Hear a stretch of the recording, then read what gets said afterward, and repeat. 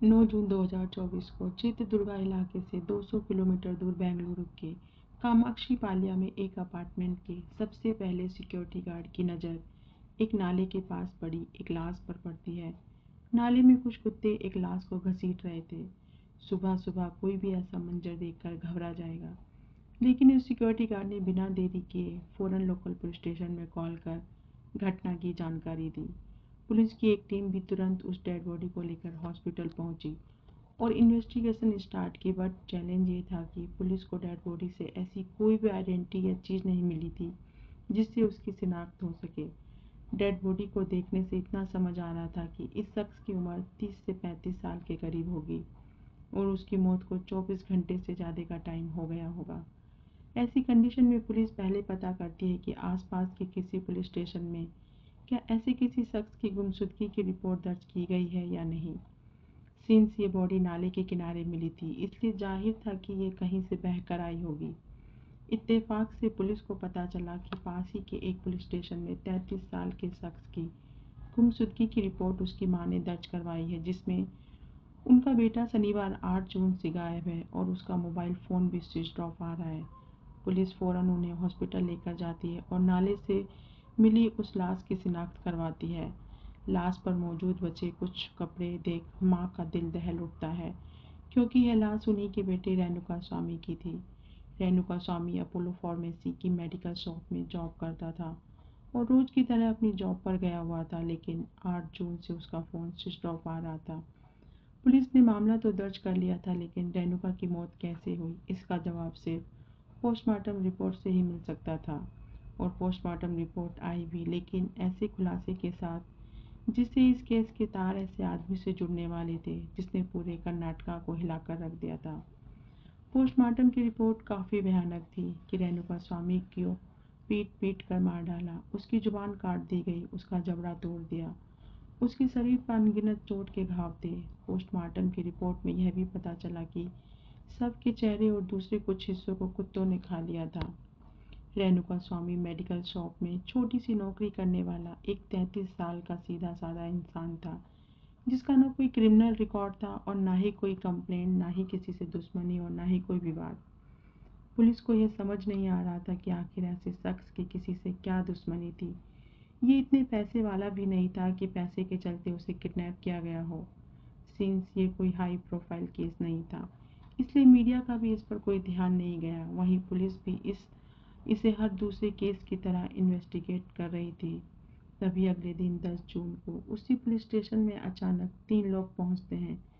राघवेंद्र, कार्तिक और केशव मूर्ति यह दावा करते हैं कि रेणुका स्वामी का मर्डर उन्होंने किया है। जिस केस में पुलिस को ना ही कोई मोटिव और ना ही कोई क्लू मिला था, उसमें अपराधी खुद चलकर इतनी जल्दी पुलिस स्टेशन सरेंडर करने आ गए थे। उन तीनों ने बताया कि पैसों के लेन देन के चलते हुए झगड़े में उन्होंने उसकी हत्या कर दी थी। देखा जाए तो पुलिस को बिना मेहनत किए अपराधी मिल गए थे और केस खुद से सुलझकर क्लोज होने के कगार पर पहुंच गया था। लेकिन अचानक उस थाने में वहां के एसपी पहुंच जाते हैं। जब उनके सामने पूरा मामला रखा जाता है तो उनको अपराधियों के खुद से आकर जुर्म कबूलने की बात हजम नहीं होती। वो खुद से ही तीनों को अलग अलग बुलाकर पूछताछ शुरू करते हैं कि तुमने कत्ल कैसे और कब किया और कहाँ किया। इन सवालों के जवाब इन तीनों ने अलग अलग दिए, जिससे एसपी समझ गए थे कि ये तीनों झूठ बोल रहे हैं। लेकिन क्यों, इसके लिए तीनों की कॉल डिटेल्स निकाली और फ़ोन की लोकेशन पता करने के लिए पुलिस की एक टीम लगा देते हैं। पुलिस ने जब तीनों के कॉल डिटेल्स रिपोर्ट चेक की तो उसमें एक नंबर ऐसा मिला जिससे उनके पिछले 2 दिनों से लगातार बातचीत हो रही थी। जब उस नंबर की डिटेल निकाली गई तो वो नंबर किसी आम शख्स का नहीं बल्कि फिल्म इंडस्ट्री के चैलेंजिंग सुपरस्टार दर्शन का था। इन तीनों कातिलों का आखिर इतने बड़े फिल्म स्टार से कनेक्शन कैसे था? इस सवाल का जवाब पता करने के लिए पुलिस ने पिछले 2 दिन के दर्शन के मोबाइल की लोकेशन ट्रेस की, जिससे उन्हें पता चला कि बीते 48 घंटों में इन तीनों कातिल और सुपरस्टार दर्शन की लोकेशन एक ही थी। रेणुका स्वामी का मर्डर हो जाना, तीनों लोगों का खुद से गुनाह कबूल करना और फिर उनका इतने बड़े फिल्म स्टार से कनेक्शन, इन सभी पॉइंट्स ने शक की सुई को अलग अलग डायरेक्शन में मोड़ दिया था। एसपी को जब कुछ शक हुआ तो उन्होंने दोबारा तीनों से कड़ाई से पूछताछ की, लेकिन इस बार उनमें से एक आखिरकार टूट गया और उसने ऐसा सच बताया जिससे पूरी पूरी फिल्म इंडस्ट्री हिल गई। वो सच ने ऐसे राज से पर्दा उठाया जो सबकी सोच से परे था। दर्शन का कंट्रोवर्सी से पुराना नाता रहा है। साल 2003 में दर्शन की शादी विजया लक्ष्मी से हुई और फिर दोनों का एक बेटा भी हुआ। समाज के सामने यूं तो दर्शन की शादीशुदा जिंदगी अच्छी दिख रही थी, लेकिन शादी के कुछ साल बाद से ही दर्शन की अपनी वाइफ से संबंध बिगड़ने लगे। बिगड़े भी इस कदर की 2011 में दर्शन पर उनकी वाइफ विजया लक्ष्मी ने मारपीट और अटेम्प्ट टू मर्डर का केस दर्ज करवाया, जिसके चलते दर्शन को 14 दिन की जुडिशली कस्टडी में जाना पड़ा। बट बात यहीं पर नहीं रुकी। साल 2016 में उनकी वाइफ ने ऑब्जेक्शनेबल बिहेवियर का आरोप लगाते हुए एक और कंप्लेंट फाइल की, लेकिन बाद में सेटलमेंट का केस विड्रॉ कर लिया गया। साल 2021 दर्शन पर मैसूर होटल के एक वेटर के साथ मारपीट करने का आरोप लगा। हालांकि सीसीटीवी फुटेज को डिलीट कर और वेटर को 50,000 का कंपनसेशन देकर मामले को कवर कर दिया गया।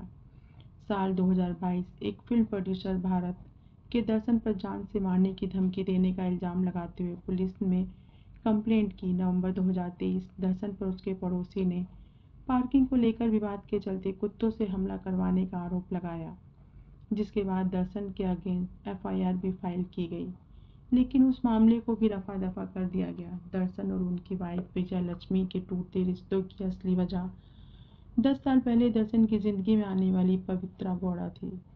पवित्रा एक फैशन डिजाइनर और इंस्पायरिंग एक्ट्रेस थी। शुरुआत में काफ़ी हाथ पैर मारने पर जो फिल्में नहीं मिली तो उन्होंने शादी कर ली। शादी के बाद एक बेटी भी हुई, लेकिन कुछ वक्त बाद हस्बैंड से रिश्ते बिगड़ जाने के चलते वो बेटी के साथ अलग रहने लगी। वहीं दर्शन को अपनी फिल्म के लिए किसी एक नए चेहरे की तलाश थी और ऐसे में बाई चांस पवित्रा टकरा गई। कुछ रीजंस के चलते पवित्रा को फिल्म तो नहीं मिली, लेकिन वो दर्शन के काफ़ी क्लोज आ गई। सालों साल सब कुछ चुपचाप चल रहा था, लेकिन नवंबर 2023 में पवित्रा ने अपनी बेटी खुशी के जन्मदिन का वीडियो पोस्ट किया, जिसमें दर्शन केक कटवाते और डांस करते नजर आ रहे हैं। इस वीडियो ने फैंस के बीच 2015 से चली आ रही दर्शन और पवित्रा के अफेयर को पब्लिकली शो कर दिया। ये रील न सिर्फ वायरल हुई, बल्कि यह भी रिवील हो गया कि शादीशुदा होते हुए भी दर्शन का पवित्रा से 10 साल से एक्स्ट्रा मैरिटल अफेयर है। इस वीडियो से विजया लक्ष्मी भड़क गई और जवाब में सोशल मीडिया पर पोस्ट डालकर पवित्रा के कैरेक्टर पर सवाल उठाए।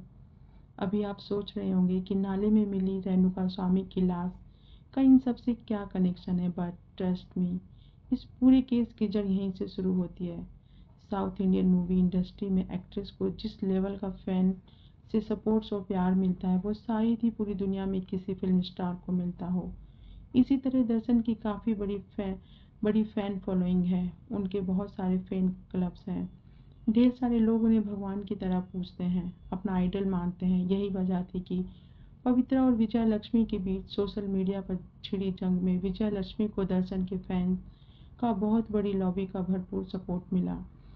कि वो फैंस थे जो दर्शन और पवित्रा के रिश्ते को गलत ठहराते थे और पवित्रा को उनके भगवान का परिवार तोड़ने वाली महिला कहते थे, जिसके चलते पवित्रा को सोशल मीडिया पर बहुत सारा हेट मिलने लगा।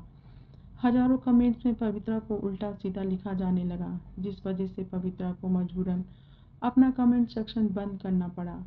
और अब यहाँ से शुरू होती है रेणुका स्वामी की कहानी। कर्नाटका के चित्रदुर्गा में रहने वाले 33 साल का यह शख्स उन डाई हार्ट फैंस में से था जो ब्लाइंड सपोर्टर जैसे दर्शन को भगवान की तरह मानते थे।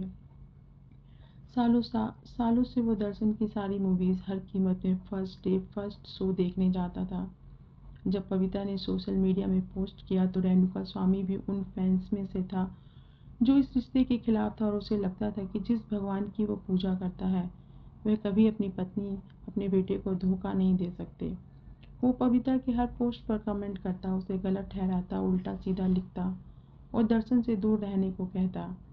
इत्तेफाक से जून के पहले हफ्ते में रेणुका स्वामी ने पवित्रा के एक ऐसे ही पोस्ट पर बुरा भला कहा और आपत्तिजनक भाषा का यूज़ किया। उसने यह काम कमेटी फेक आईडी बनाकर किया था। जिसे बाय चांस पवित्रा ने पढ़ लिया। पवित्रा इतना भड़क गई, उसने कमेंट के रिप्लाई में लिखा भी, time will answer, just wait and watch. वक्त जवाब देगा, बस देखते जाओ। गुस्सा जब बेकाबू काबू से बाहर हो गया तो वो पहुंची दर्शन के पास और उससे कहा कि देखो कैसे कैसे लोग हमारे रिश्ते को लेकर उल्टा सीधा बोल रहे हैं और ऐसे लोगों को सबक सिखाना बहुत ज़रूरी है। पवित्रा के बार बार प्रवोक करने पर दर्शन ने उसे आश्वासन दिया कि वो इसका कुछ करेगा। पुलिस इन्वेस्टिगेशन से सामने आया कि दर्शन के कहने पर उनके एक एम्प्लॉय पवन ने इंस्टा पर पवित्रा का फेक अकाउंट बनाकर रेणुका स्वामी से चैट करने लगा। रेणुका स्वामी उस फेक अकाउंट को असली मान मान के झांसे में आ गया और बातों बातों में एक मैसेज में उसने अपना नाम और एड्रेस बता दिया। एड्रेस पता चलते ही दर्शन ने राघवेंद्र को उसके फैन क्लब का प्रेसिडेंट है उसे स्वामी को किडनैप कर बेंगलुरु लाने का ऑर्डर दिया और साथ ही इस काम के बदले उसने 30 लाख रुपए भी दिए। 8 जून की सुबह चित्रदुर्गा में फार्मेसी जाते वक्त रास्ते में रेणुका स्वामी को रोका गया। उसे ये कहकर साथ चलने को बोला गया उसे दर्शन से मिलवाएंगे एंड उनसे मिलकर सोशल मीडिया पर पवित्रा पर किए गए कमेंट्स को लेकर माफ़ी मांगनी होगी। रेणुका स्वामी को अंदाजा भी नहीं था कि माफ़ी की आड़ में उसके लिए जाल बिछाया गया था। राघवेंद्र और उसके साथ ही स्वामी को बेंगलुरु के आर नगर के लोकेटेड एक कंपाउंड में लेकर आते हैं और वहाँ शुरू होता है हैवानियत का असली खेल। पूरा दिन वो स्वामी को बेहोश होने तक बांधकर बेल्ट और डंडों से बुरी तरह पीटते हैं। तभी देर शाम वहाँ दर्शन अपने साथियों के साथ पहुँचता है।